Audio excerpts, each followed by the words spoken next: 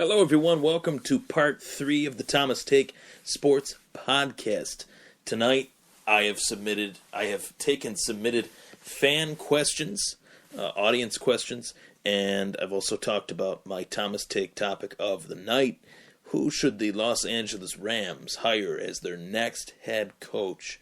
I have an interesting take on that, so tune into it. I posted it on the Thomas Take Sports Podcast page on Facebook. It's also posted on the Thomas Take Sports Podcast page on YouTube, along with the many other episodes that have been broadcasted over the last 11 months since I started this podcast a year ago in January of 2016. So almost a year ago. We're coming up on the 1-year anniversary, and I have big plans for it. So tune in, and you'll enjoy that for sure. So I'm going to take a fan question from Cody Butler, straight out of Lockport, New York. Cody asked me a question.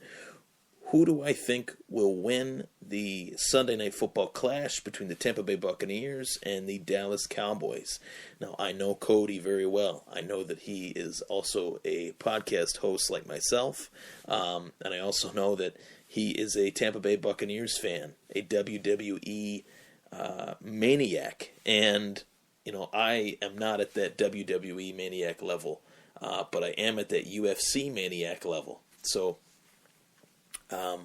I do watch the big WWE events, but Cody wants my prediction on what's going to go down for the Sunday Night Football game between the Bucs and the Cowboys. I think that this is going to be one of the best games of the season, of the entire NFL season. And I say that with conviction. I think that this game is going to be really awesome. And the reason why is because you have two offenses that are young, two offenses that are hungry, two offenses that have 2 stars on each team. Jameis Winston and Mike Evans in the case of Tampa, and in the case of Dallas, obviously Dak Prescott and Ezekiel Elliott. The rookie tandem, what they've done this year has been remarkable. But, I have to give a prediction on this. I think Tampa poses problems for Dallas on offense. The run game has been a huge problem for the Tampa Bay Buccaneers over the course of this season. Jacquizz Rodgers had some decent games in the middle of the season in relief of Doug Martin. Doug Martin has come back, and Doug Martin hasn't really played as well as Tampa had expected him to play. He doesn't look as if he is fully in the groove, so to speak. I think that the Bucs should go back to Charles Sims, but he is just coming off injured reserve. So, first and foremost, Tampa Bay has a real problem in the run game, and I think that's something that they need playing a team like Dallas.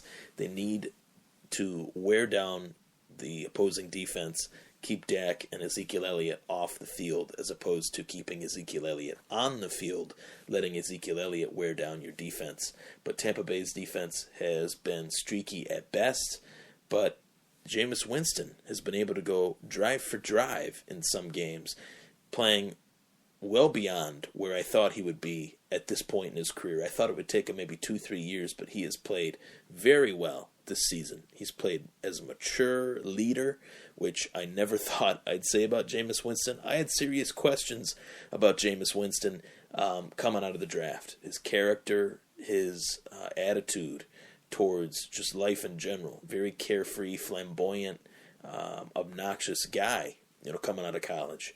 And I think he's tuned that down turned that down a little bit. I think he's always going to have that jovial personality, but at the same time, I think that now he knows his role, he knows his place, and he knows what's at stake. He knows that his career is on the line, and he knows that he needs to be the face of the Tampa Bay Buccaneers. So, is Tampa where they, need to be? I don't think they are, and I think that is why Dallas is going to win this game. Dallas has a real bitter taste in their mouths pertaining to their second loss of the season, which was to the same team this season. They're 11-2, both losses coming at the hands of the New York Giants. I don't see them losing this game. I just don't. I hate to say it to you, Cody. I hate to break it to you, Cody. But I think that it'll be a great game, entertaining game. We're going to see two quarterbacks that are going to just go for broke and show their athletic ability in both Winston and Dak Prescott. But the run game is really what's going to dictate this game, and I have serious doubt as to whether Tampa Bay's run game can show success. They have yet to show any success during this season. In spades, they have, but not at the consistent level that Dallas has over the course of the 2016 season. So, I think as a score, I'm not really good at predicting scores. Sometimes I am, sometimes I'm not. But as a prediction for what the score I think will be, I'm going to go on a limb here and say 28-24 Dallas. I think that will be the final score of the game. And, halfway through this first segment, I'm giving my score prediction. But I also want to say that I do think that Tampa is a lot better than what I thought they would be. They've grown. They're growing as their season has gone on, as they play with Jameis Winston more and more as the weeks go by. You know that they're going to be special at some point. Mike Evans has been a tremendous wideout for the Tampa Bay Buccaneers since he was drafted. He has been probably, in my eyes, the most underrated wide receiver in the National Football League. In fantasy football, which doesn't really translate to real football, but in certain cases it does. And he has been a consistent producer in both fantasy football and real life football. And it's been remarkable. He can catch virtually any pass on any defensive back, using his height, using his range. He's got long arms. He's a lanky guy, and he's not one-dimensional. He's not running routes like Randy Moss, just straight down the field.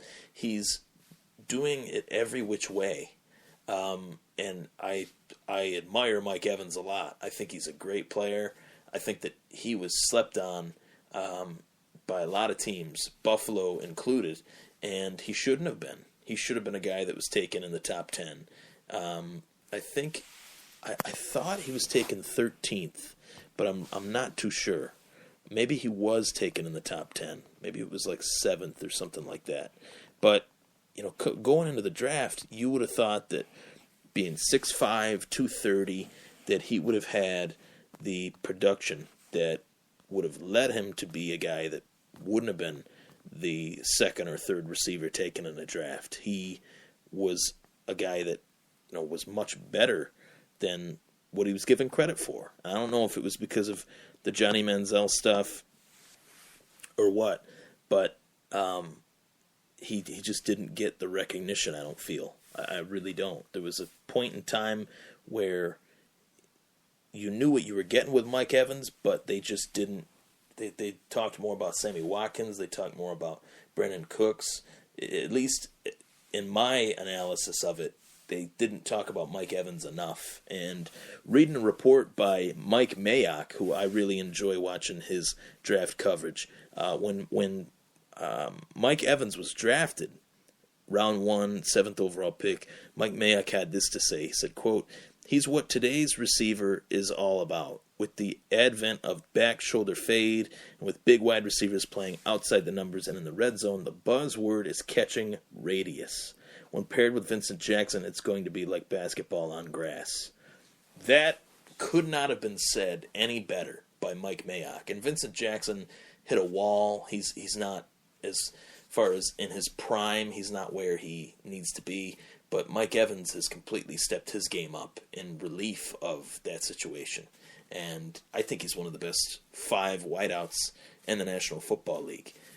Whether that translates to Tampa Bay winning, I'm not sure. I'm thinking 28-24 Dallas. I think Dallas has a real bitter taste in their mouth about that loss to the New York Giants, being their second loss to the New York Giants and their second loss this season. I think Dallas is going to be coming out looking to throw, looking to get Des Bryant the ball, looking to get Ezekiel Elliott the ball. You know what Dallas needs to do in order to win, but it's very tough to stop. They have Des Bryant, a guy that's really underrated on the team is Cole Beasley. He gets virtually unnoticed. And then you have the most underrated tight end probably in the history of football in Jason Witten, a guy that his career numbers stack up with some of the legends of football. So it'll be a great game. I'm really excited for this Sunday Night Football game. I saw that it was actually switched to Sunday night a few days ago. So actually a few weeks ago. So very excited. Thank you, Cody, for submitting your question. And I'm going to definitely take a listen to your podcast, Burning Bridges, I believe it's called. That'll be very interesting to listen to. I've seen bits and pieces of it on Facebook.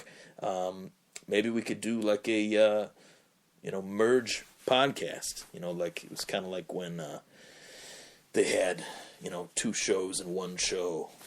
I can't think of an example, but that'd be pretty sweet. So thank you for the submitted questions. Next on the docket, I can't leave the air without talking about the Buffalo Sabres last night. My favorite hockey team, the hockey team that I've grown up watching over the last 23 years of my life, as long as I can remember, we'll just say 24, I'd say I remember watching the Sabres when I was 5 or 6, 7. I really remember because I was 7 when they made the Stanley Cup in 1999, losing it to the Dallas Stars in the fashion that they did. I do remember that. I don't think any Buffalonian will ever forget that night, what transpired. But yeah, I want to talk about the 2016 Buffalo Sabres coming right up, so stay tuned. Thanks for the question, Cody. Sorry to break the news to you. I think Dallas will take that one 28-24. Take care.